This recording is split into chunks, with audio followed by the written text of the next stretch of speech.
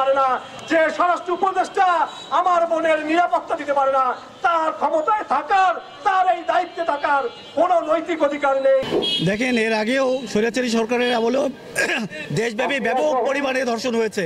আপনারা দেখে যাচ্ছেন জাহাঙ্গীরনগর বিশ্ববিদ্যালয়ে ধর্ষণের সেঞ্চুরি হয়েছে, তনুর হত্যা হয়েছে, এসব অসংখ্য হত্যা হয়েছে এবং এখনো সেটা হচ্ছে।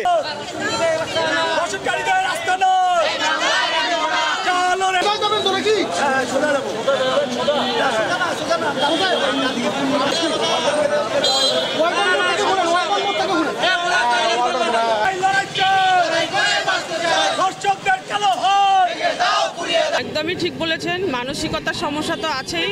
আবার সবচেয়ে বড় বিষয় সেটি হচ্ছে সামাজিক অবক্ষয়। কারণ আমরা দেখছি যে সমাজ আজকে আমাদের আস্তে আস্তে এত অধঃপতনের দিকে চলে যাচ্ছে যে যেখানে বাবার হাতে মেয়ে সবচেয়ে বেশি নিরাপদ থাকার কথা, সেখানে আমার মেয়েটিও কিন্তু নিরাপদ না, বাবার হাতেও আমার মেয়েটি ধর্ষিত হচ্ছে।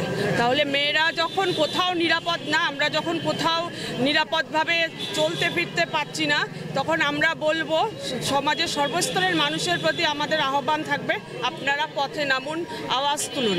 আজকে ওই আছিয়া ধর্ষিত হয়েছে, কালকে আপনার মেয়েটিও ধর্ষিত হবে। এখনই সময় প্রতিরোধ গড়ে তোলার। ঠিকভাবে যদি প্রতিরোধ গড়ে তুলতে আমরা না পারি, তাহলে প্রতি মুহূর্তে এরকম ঘটনা ঘটে চলবে। আমরা এখানে মানববন্ধনে নেমেছি একটা মাত্র কারণ, যে নারীরা কি আদৌ সেফ আছে, নারীরা কি বাইরে সেফ আছে, নাকি নারীরা বাড়িতে সেফ আছে। তো সেই ছোটোবেলায় আমি দেখেছিলাম তনুকে ধর্ষণ করা হয়েছিল, সেই অবাক চোখে তাকিয়েছিলাম টেলিভিশনের দিকে, কিন্তু তার কোনো সমাধান হয়নি। তো এই পর্যন্ত এসে আমার বয়সে এই সেকেন্ড টাইম এত বড়ভাবে একটা ধর্ষণের যে ইয়েটা হলো, এটা আসলেই মানে কষ্টদায়ক।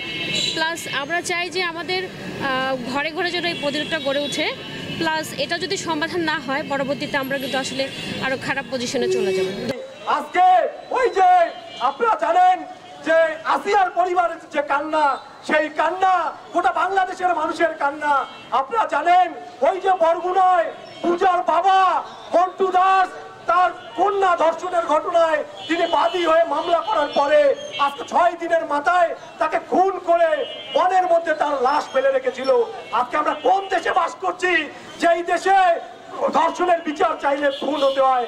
সংগ্রামী বন্ধুগণ, আজকে যখন এই যে ভয়াবহ পরিস্থিতি, যে পরিস্থিতিতে আমরা প্রতি মুহূর্তে শঙ্কিত, কখন আমার বোন, কখন আমার মা ধর্ষিত হয়, তখন যদি আমরা এই সরকার কিংবা এই যে স্বরাষ্ট্র উপদেষ্টা যখন জনগণের নিরাপত্তা বিধান করতে পারছে না, আর আমরা যদি তার দিকে তর্জনী তুলি, সেটা যদি আপনারা বলেন কেউ যে এই সরকারকে ফেলে দেওয়ার জন্য আজকে ষড়যন্ত্র হচ্ছে, আমরা ধিক্কার জানাই।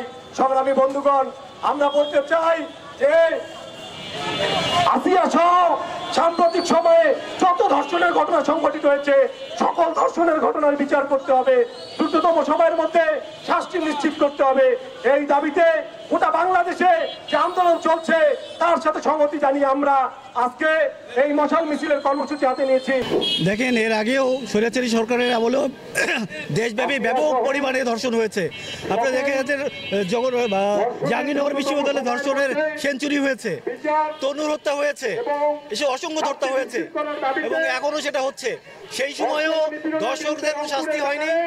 আজকের এই ধারাবাহিকতায় এসে ওই সিস্টেমের কারণে দর্শকরা বেঁচে যাচ্ছে নানানভাবে, নানান কৌশলে। কিন্তু আমরা সাধারণ মানুষ আওয়াজ তুলতে চাই যে ধর্ষণ করবে খুব দ্রুততম সময় সেটার শাস্তির বিধান করতে হবে, আইনের আওতায় নিয়ে আসতে হবে এবং ঘরে ঘরে সামাজিকভাবে এটা প্রতিরোধ করে তুলতে হবে। এটা যদি আমরা করতে না পারি, তাহলে আমাদের মা, বোন, শিশু কেউ নিরাপদ থাকবে না। আমাদের ঘরে ঘরে প্রত্যেকটা মানুষকে সচেতন হতে হবে, সমাজকে এগিয়ে আসতে হবে সকলকে, যেন আমরা ঘরে ঘরে সকলকে নিরাপত্তা নিশ্চিত করি। আমাদের আশেপাশে যে অন্যায় হচ্ছে, যে নিপীড়ন হচ্ছে, আমাদের বোনদের পাশে যে নিপীড়ন হচ্ছে রাস্তাঘাটে, আমাদের একজন বলেছে, সেটার বিরুদ্ধে আমাদেরকে রুখে দাঁড়াতে হবে আসলে। তা না হলে আমাদের মুক্তির উপায় থাকবে না, আমরা আরো অন্ধকারের দিকে চলে যাব।